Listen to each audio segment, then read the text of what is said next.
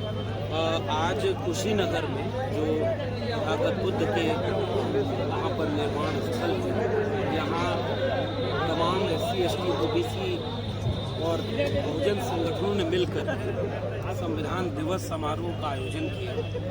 इस संविधान दिवस का आयोजन इसलिए भी खास है कि 26 नवंबर 1949 को जो संविधान अंगीकृत किया गया, इस साल उसका 75 साल पूरा हो गया और ये देश चल रहा है तो उसी संविधान से चल रहा है। जिस संविधान ने सबको बराबर का वोट डालने का अधिकार दिया, जिस संविधान ने सबको शिक्षा देने का अधिकार दिया, सबको सम्मान बराबर का मिलेगा इसका रास्ता खोला, सबको स्वतंत्रता दी, आज़ादी दी, सबको बराबर का आर्थिक, सामाजिक, राजनीतिक जीवन जीने का एक रास्ता और एक सपना दिया था। 75 साल बाद आज के आयोजन में इसका मूल्यांकन किया जा रहा है कि वो सपना कितना पूरा हुआ।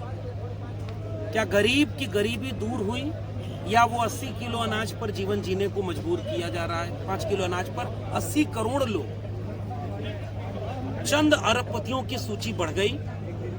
तो ये संविधान के सपनों का भारत तो अभी बनता नहीं दिख रहा। शिक्षा महंगी कर दी गई और गरीब कमजोर के हाथ से दूर कर दी गई।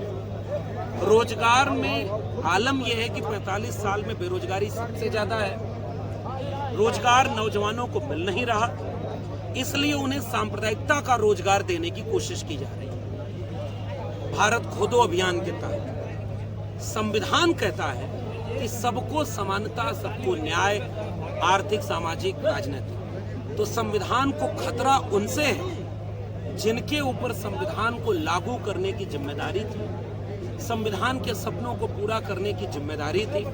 उन्होंने संविधान के सपनों को पूरा करने की बजाय अपने दोस्तों के सपनों को पूरा किया, देश को बेचा, वोट डालने का अधिकार तक सुरक्षित नहीं बचा, जेलों में निर्दोष लोग भरे हैं, फेक इनकाउंटर, इसे उत्तर प्रदेश में सबसे ज्यादा आरोप लगाए जा रहे हैं, बुलडोजर सुप्रीम कोर्ट रोक रहा है, पुलिस को सुप्रीम कोर्ट कह रहा है कि मनमानी कर रहे हो आप। आज की तारीख में इस देश में सांप्रदायिक तनाव बढ़ाया जा रहा है। ये सारी समस्याएं ये बता रही हैं कि इस देश में खतरे में भारत का संविधान है। हम इस आयोजन के जितने लोग आयोजन समिति के हैं, देश भर में संविधान को मानने वाले वे सारे लोग इस बात का संकल्प ले रहे हैं कि साल 2024-25 को संविधान का साल बनाएंगे और संविधान का साल बनाकर पूरे साल संविधान के तहत देश को बचाने की लड़ाई, सब समानता और न्याय की लड़ाई को लड़ेंगे। इस आयोजन में इसका संकल्प लिया। SC ST OBC आरक्षण के लिए, बचाने के लिए सभी लोग लगे हैं, लेकिन सरकार एक तरफ से कर रही है खत्म कर दिया जाए। क्या इसका? सरकार कभी नहीं कहती है कि खत्म कर दिया जाए। सरकार खत्म कर देती है और कहेगी कि खत्म कोई नहीं कर सकता। लेटरल एंट्री ले आकर के, NFS ले आकर के, सरकारी शिक्षा, सरकारी रोजगार को प्राइवेट हाथों में बेच करके आरक्षण वैसे ही ध्वस्त कर दिया गया। जो बचा खुचा था उसे EWS ला करके आपके ऊपर आरोपित कर दिया गया। ऐसे में आरक्षण बचाने की लड़ाई इस देश में मजबूत न हो जाए, इसलिए आरक्षण जो लाभ लेने वाले हैं उन्हीं के ऊपर बांटो, उन्हें आपस में लड़ा दो। बाबा साहब डॉक्टर भीमराव अंबेडकर का संविधान इस देश के लोगों को आरक्षण देकर के बराबरी का मौका देता है। जाति जनगणना होनी चाहिए, ये इस देश में चाहिए। जाति जनगणना नहीं हो रही, आरक्षण भीतर भीतर खत्म कर दिया जा रहा, संविधान को भीतर से कमजोर किया जा रहा है। ये इस देश के सामने सबसे बड़ा खतरा है। हम इस देश के लोगों से अपील करेंगे, शिक्षा बचाने के लिए, रोजगार के लिए, पढ़ाई, कमाई, सिंचाई, दवाई, महंगाई के लिए एकजुट होने की जरूरत है। संविधान को बचा करके आगे बढ़ाने की जरूरत है। संविधान बचेगा तो आरक्षण बचेगा, संविधान बचेगा तो शिक्षा बचेगी, संविधान बचेगा तो वोट का अधिकार बचेगा, संविधान बचेगा तो जेल में निर्दोष नहीं होगा, संविधान बचेगा तो बुलडोजर नहीं चलेगा, संविधान बचेगा तो सब बराबरी से, प्रेम से, मोहब्बत से रह लेंगे। यदि SC और ST के लोग करोड़पति हैं और जंगल के झोपड़ी वाले हैं तो उस पे क्या करना चाहिए? अब आपका सवाल है।